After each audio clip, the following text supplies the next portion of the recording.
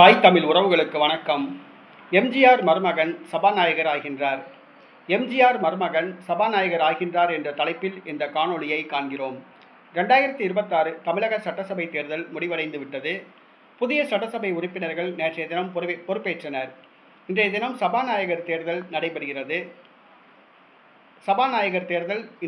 நடைபெறுகிறது. எம்ஜிஆர் மருமகன் சபாநாயகர் ஆகின்றார். தமிழக வெற்றி கழகம் சார்பில் விருகம்பாக்கம் தொகுதியில் தேர்வு செய்யப்பட்டவர் ஜேசிடி பிரபாகரன்.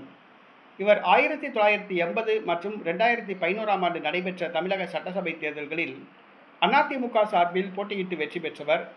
தற்பொழுது தமிழக வெற்றி கழகம் சார்பில் தேர்வு செய்யப்பட்டுள்ளார். சட்டசபை உறுப்பினர்களில் இவர் மூத்த உறுப்பினர். இவர் தமிழக வெற்றி கழகம் சார்பில் சபாநாயகர் தேர்தலில் நிறுத்தப்பட்டுள்ளார். இவர் ஒருவர்தான் வேட்புமனு தாக்கல் செய்துள்ளார். ஆகவே இவர் ஒருமனதாக சபாநாயகராக தேர்வு செய்யப்படுகிறார். சபாநாயகராக தேர்வு செய்யப்பட உள்ள ஜேசிடி பிரபாகரன் எம்ஜிஆருடைய மருமகன் என்பது குறிப்பிடத்தக்கது. 1980 ஆண்டு நடைபெற்ற தமிழக சட்டசபை தேர்தலில் பிரச்சாரம் செய்த பொழுது எம்ஜிஆர் ஜேசிடி பிரபாகரனை ஆதரித்து பிரச்சாரம் செய்தார். அப்பொழுது கடவுள் எனக்கு ஒரு மகளை கொடுத்திருந்தால் அந்த மகளை ஜேசிடி பிரபாகரனுக்கு மணமுடித்து கொடுத்திருப்பேன் என்று கூறினார். மேலும் ஜேசிடி பிரபாகரனை மருமகனே என்றுதான் எம்ஜிஆர் அழைப்பார்.